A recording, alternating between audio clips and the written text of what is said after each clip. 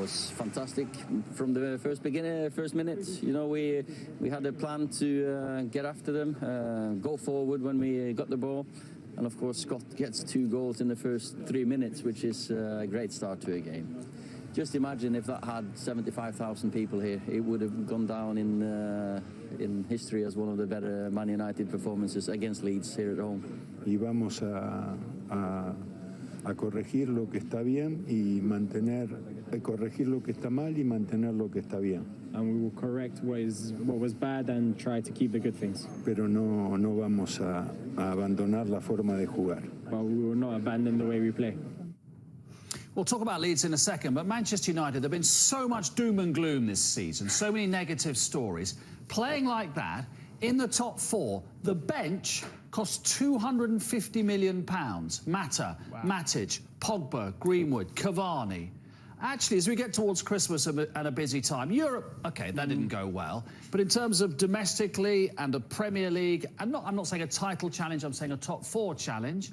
Actually, if you support Manchester United, you should have the same smile as Ole Gunnar Solskjaer. Absolutely. Should you not? Yeah, definitely. And by the way, if I was on the bench, it'd be 251. Yeah. 251 million. By the way, just for the record. By the way, he weren't a believer until you just said that, and now he's like, hey, he's got like that. Listen, I just think the way they approach the game, I just think Leeds got Leedsed. You know? Yes. The way that Man United came out, the way they set up, Ole got everything correct. The energy was good. What's going to happen now is Man United fans are going to go, hold it a minute. Yeah, you play like that, and we've got a bench like that. Do we need some of that bench? Yeah. You know, that's the questions they'll be asking. I just think Man United showed that they have the quality. They have the energy. Yes. Yeah. The manager got it right at the weekend. Yes, it was Leeds, and it was very hyped up because it was a local derby. But Man United, they're not going away. They're not going to go away, you know. And if they get everything right, they can beat... Yeah. Anybody? Yeah, yes, they can. Yeah, they can.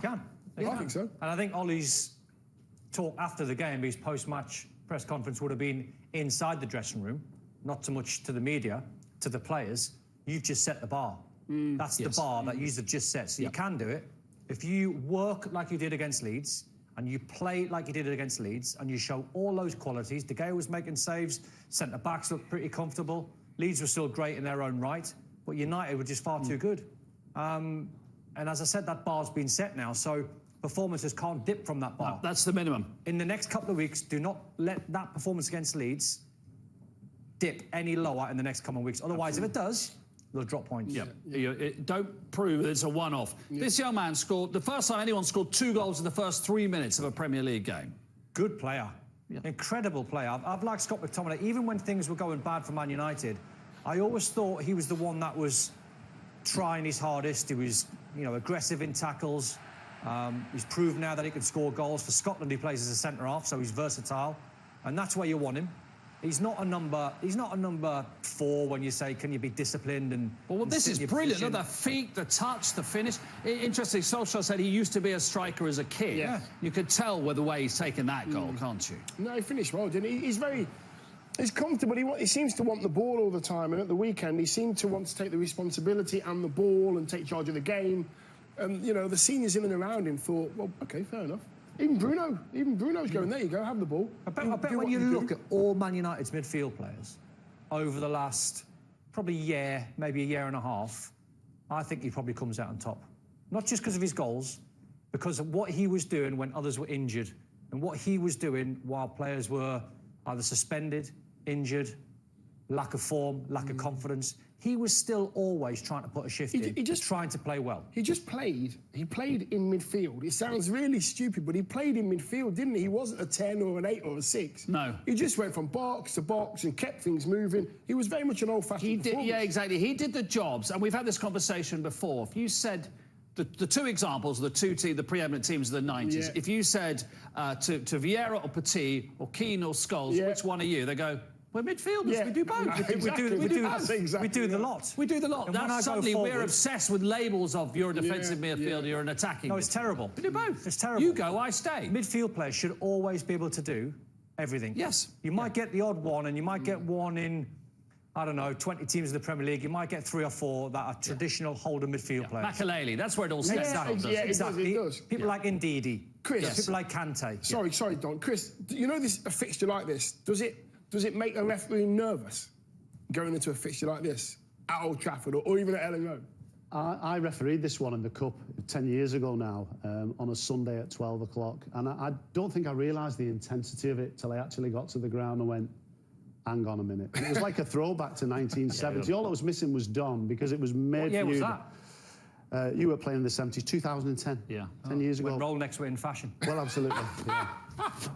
So, well, you're on a yellow. He was waiting for that. He wore one the other day and got battered. He's playing with me. I just deflected. No, but I did a game at Elland Road once when Leeds were, semi-finalists of the Champions League. Sensational atmosphere. Brilliant. Absolutely. So, listen, a million times we've said we wish there were fans, but it is a great fixture. Want to show the 4th United goal? I mean, they've got 4 in the first half, so the game is over. We want to show it as much from a Leeds point of view. They've now conceded 14 goals from set pieces and 30 goals overall. Both are the most. You don't want that tag. In other words, half their goals are from set pieces. And it's too easy. It's too easy. Martial completely unmarked. He goes past the near post. Look how many white shirts in. Bamford should be in front of him. Bamford's the front screen. Yeah, but Phillips. Yeah, Phillips, yeah. He switches off. Well, look where 23, Bamford... number 23 as well, look. Bamford starts it. Yeah. Because he doesn't check his shoulders. He's not what we call side on, Dion. Correct. You know, when you're marking, when the corners... That's it.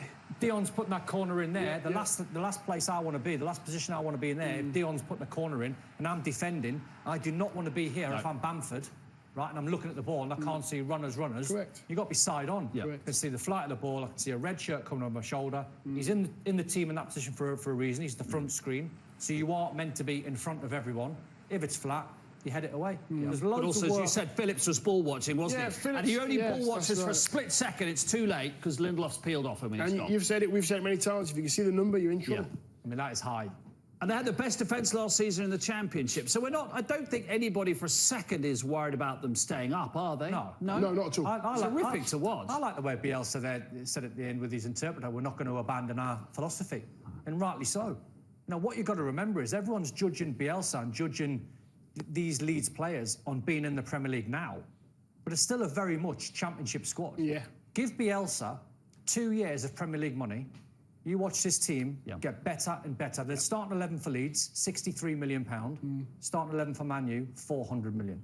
So you've got to be given a little bit Plus of time. 250. Well, there you go. 251. 251 on the bench. So you imagine Leeds with a couple of million to spend, with Bielsa in charge. Well, I think it's great for the league. Obviously, for Leeds fans, great for the league because they're terrific to watch. Bielsa's definitely. a character.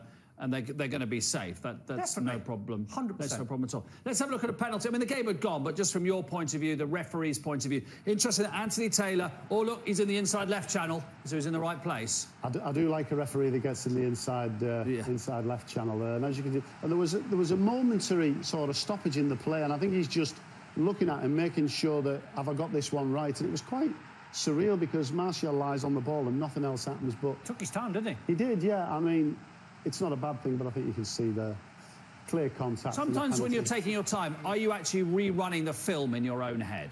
Absolutely, and that is the beauty of it. Referees, the best referees take their time, and the best players make time as well. And he just lies on the ball, and you think, did that really happen? But yeah, it did. And If I was at Leeds, I'd have booted that ball. well, somebody did, Dion. Van Persie did. No, someone with a bit more menace. Yes, here we go, and there you go. Oh. Get in there. It's a freebie, isn't it? It's a little free one. You're already on a yellow. Oh, no, I can't do any more.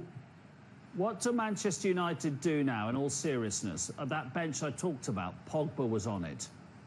What do you do with a problem called Pogba? What, in January, if you can? I think you sell. I think while he's in good form, while his value is quite high, if you can get a buyer that would pay whatever his fee might be, £75 million. Don't think you're going to get that in this market, are you? Whatever it might be, depending on what it is. If it's high, then sell it. If you're not going to get good 45 value, million? If you're not going to get good value, don't, because he's not going to get in the side ahead of Bruno Fernandes where he wants to play. No. Now, he played a bit deeper last week, and credit to Paul Pogba. I thought he was magnificent. One of his best games. But if he can't get in your 11, and the agent's constantly making noises that he's definitely leaving, he's 100% leaving according to Raiola, then Ollie's got a decision to make in Jan. So we're saying now there's better midfield players than Pogba? at Manchester United right now. He's better than Pogba at the moment. Definitely. So McTominay's better. Fred's better.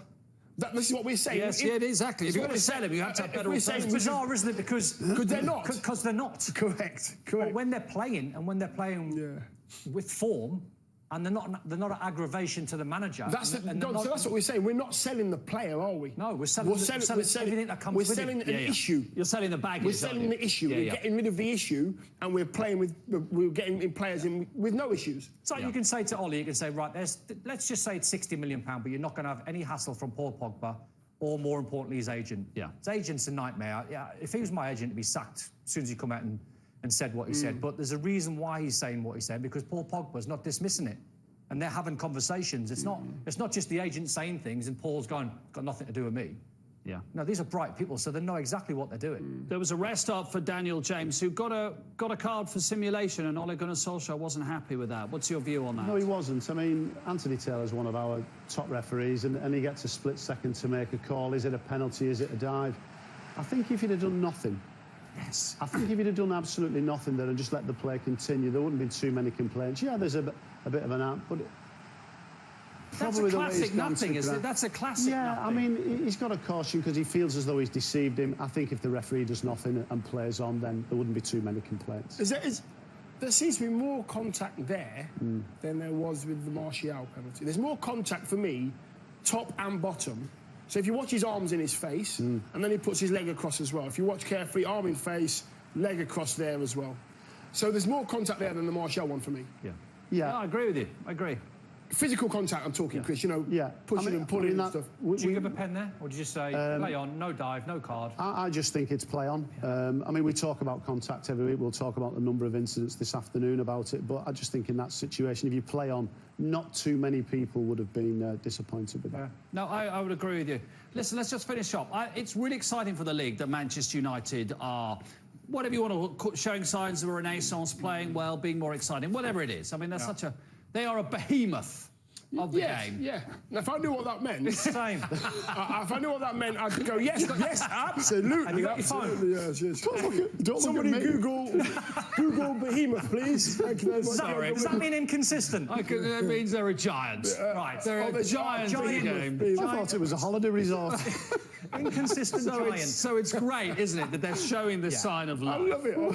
You know, listen, it's not about football. It's not just about football, this show.